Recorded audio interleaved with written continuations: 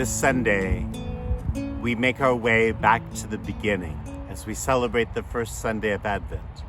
The Church invites us to be awake, to be alert, to be prepared as we begin the long process of waiting for the Lord to come. We celebrate and prepare for his coming this first week, not so much at Christmas 2,000 years ago, but his second coming that we so gloriously and triumphantly celebrated just last week. We begin the process of waiting for the fulfillment of the kingdom.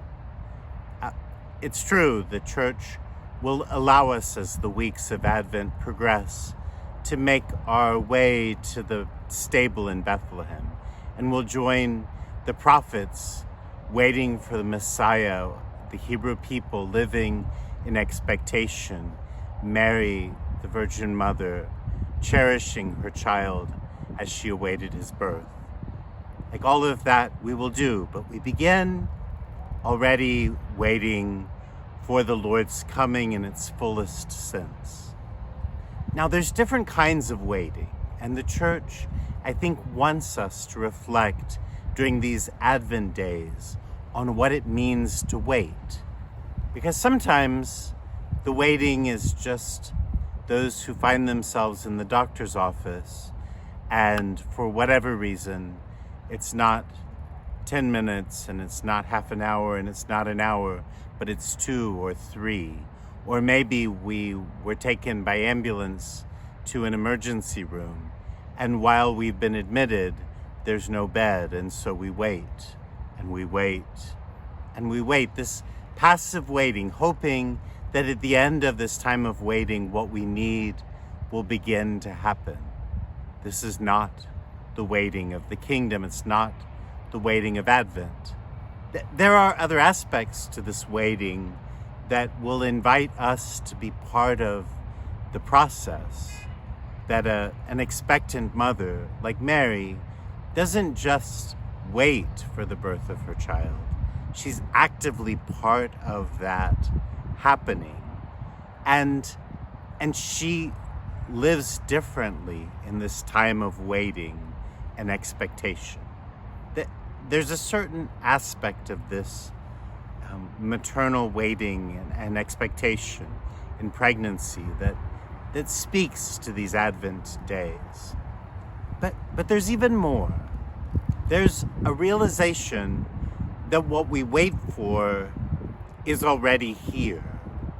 That what we wait for isn't just the future, that what we wait for is also unfolding in the present.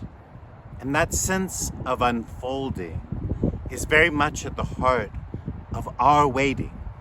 As we wait for the kingdom, we recognize that the kingdom is in our midst. As we wait for the Lord to come, our very waiting and expectation and attentiveness means that today we will see him, and we'll find his presence, and we'll know his love.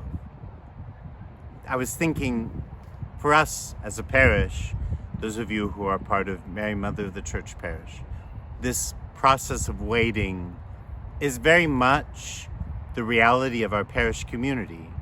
Sometimes we're tempted, right, to wait. When I was a child, I couldn't wait to grow up.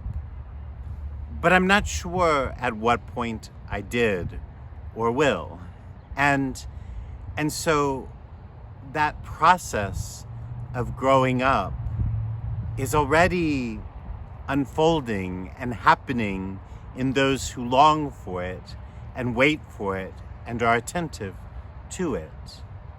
Sometimes even waiting for the birth of a child, maybe not a mother who already recognizes her child present, but others are waiting for a specific moment when something is going to begin to happen. I know that's happened from time to time, not with those who've become part of our parish community, but with those who've driven by, wondering when the church will be built. And we await. some construction. I think it'll help us all. But more important is the church that is already unfolding and already present. And as we wait for it, we build it and we make it happen in the waiting. And God is able to bestow it, to give it to us as we watch for it. And it's in the attentiveness of waiting. It's in the longing. It's in the desire. It's in the preparedness as we are awake. Like, all of this makes it possible for the gift and grace that God wishes to bestow on us to become present in our midst. All of this makes it possible for what we long for what we wait for, to already unfold in our lives.